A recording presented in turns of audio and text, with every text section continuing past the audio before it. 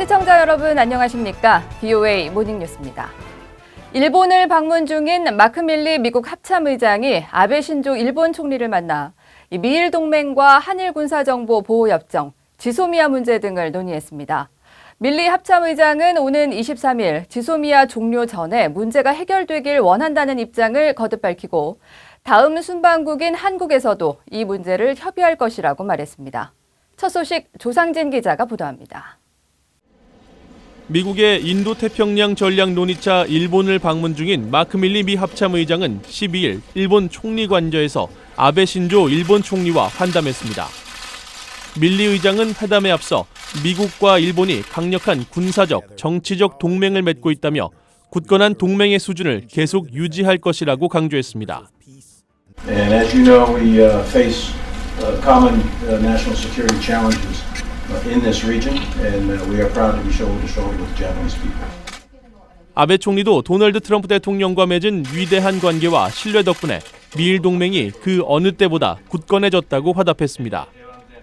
이어진 본회담에서 밀리 합참의장은 북한의 계속된 미사일 발사에 깊은 우려를 표했으며 2016년 한일 군사정보보호협정 체결의 주요 근거가 됐던 북한의 미사일 위협에 대해 긴밀히 협의한다는 방침을 확인했다고 일본 언론은 보도했습니다. 밀리 의장은 아베 총리와 회담을 마친 뒤 기자들과 만나 우리는 지소미아가 종료되기 전에 이 문제를 해결하고 싶다고 밝힌 뒤 연장을 낙관하는지를 묻는 질문에는 해결 방법을 모색할 것이라며 지켜보자고 답한 것으로 전해졌습니다. 밀리 의장은 이어 야마자키 고지 일본 통합 막료장을 비롯해 고노다로 방위상, 모테기 도시미스 외무상 등 일본 고위 관료를 잇따라 만나 미일 동맹 현안을 논의했습니다. 모테기 외무상은 미한일 간 보조가 맞춰지지 않으면 북한뿐 아니라 중국, 러시아의 이득이 된다고 말했고 밀리 합참의장은 미한일 3국 협력의 중요성을 공감하면서 한국 측에 같은 메시지를 전하겠다고 밝혔다고 NHK가 전했습니다. 밀리 합참의장은 14일부터 서울에서 열리는 제44차 한미 군사위원회 회의에 참석하며 한국에서도 지소미아 문제가 협의의 포인트가 될 것이라고 밝혀 이번 동아시아 순방의 주 목적이 지소미아 문제 해결에 있음을 밝혔습니다. BOA 뉴스 조상진입니다. 유럽연합이 지난 3년 사이 대북 제재를 크게 강화하면서 대북 제재 명단에 개인 137명과 기업 84곳이 올라 있는 것으로 나타났습니다. 유럽연합은 유엔 안보리 제재와 함께 독자 제재도 병행하고 있는데요. 자세한 소식 이현철 기자가 전해드립니다. 유럽연합 집행위원회가 11일 갱신한 유럽연합 통합금융제재 명단에 따르면 현재 개인 137명과 기관과 기업 84곳이 유럽연합의 대북제재 명단에 올라 있습니다. 이 같은 수치는 3년 전인 2016년 12월과 비교해 개인은 3.5배, 기관과 기업은 2배 이상 증가한 것으로 당시 38명이었던 제재 대상 개인은 137명, 39곳이었던 기관과 기업은 84곳으로 대폭 늘었습니다. 현재 유럽연합 제재 대상에는 김영철 노동당 부위원장과 현철의 전 인민군 원수, 윤호진 전 남천강 무역회사 대표 등 개인을 비롯해 조선광업개발무역회사와 노동당 39호실 등 기관 단체가 포함되어 있습니다. 계속되는 북한의 탄도미사일 발사와 핵실험, 대륙간 탄도미사일 ICBM 발사 등과 관련해 2017년부터 유엔 안보리 결의로 대북 제재가 크게 강화된 데 따른 결과로 풀이됩니다. 유럽연합 차원의 독자적인 대북 제재도 병행되고 있습니다. 유럽연합은 핵과 미사일 등 대량 살상 무기와 관련해 현재 개인 57명과 9곳의 기관 기업을 독자 제재하고 있습니다. 페데리카 모게리니 유럽연합 외교안보 고위 대표는 북한의 6차 핵실험 직후인 2017년 10월 개인 3명과 기관 6곳을 독자 대북 제재 대상에 추가하면서 유럽연합이 북한 정권에 대해 가장 강력한 제재를 부과하고 있다고 강조했습니다. This brings the level of pressure, economic pressure and diplomatic pressure from the European Union side on the DPRK to a maximum level. 유럽연합의 제재를 받는 개인이나 기관, 기업에 속한 자금과 경제적 자산은 모두 동결되며 금융거래와 제재 조치를 회피하기 위한 어떤 행위도 금지됩니다.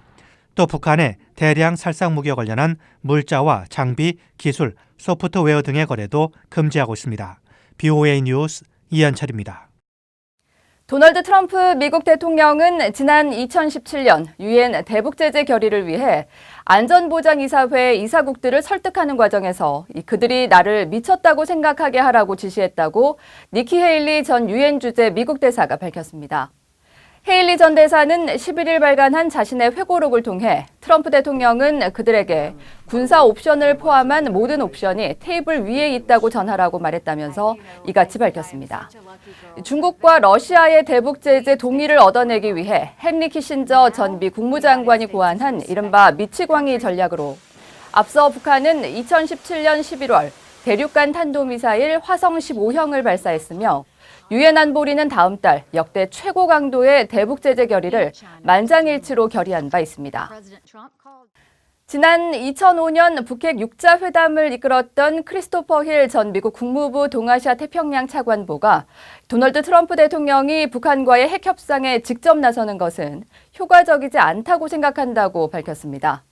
힐 전 차관보는 12일 한국 강원대에서 열린 국제학술대회의 기조연설에서 이같이 밝히고 트럼프 대통령이 김정은 위원장과의 관계를 강조하지만 중요한 것은 검증이라며 핵협상은 누구도 신뢰하기 어려운 일이라고 말했습니다.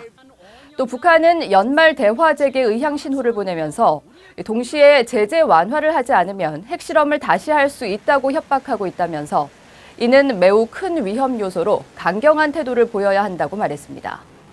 힐 전 차관보는 이어 북한의 목표는 미한동맹 균열과 미국의 한반도 문제 불개입이라면서 한국에 미군이 주둔할 필요가 없다는 인식을 불식시킬 필요가 있다고 강조했습니다. 한국전쟁 등에서 실종된 미군 용사의 유해 신원 확인 작업을 지원하는 내용의 법안이 미 상원에 상정됐습니다. 하원에는 연방정부 폐쇄, 즉 셧다운이 발생해도 유해 발굴 작업에 지장이 없도록 하는 법안이 발의됐는데요. 관련 소식 이조은 기자가 전해드립니다. 미국 상원의 마이크 크라포 공화당 의원과 민주당의 진샤인 의원이 영웅들을 집으로 데려오는 법안을 발의했습니다.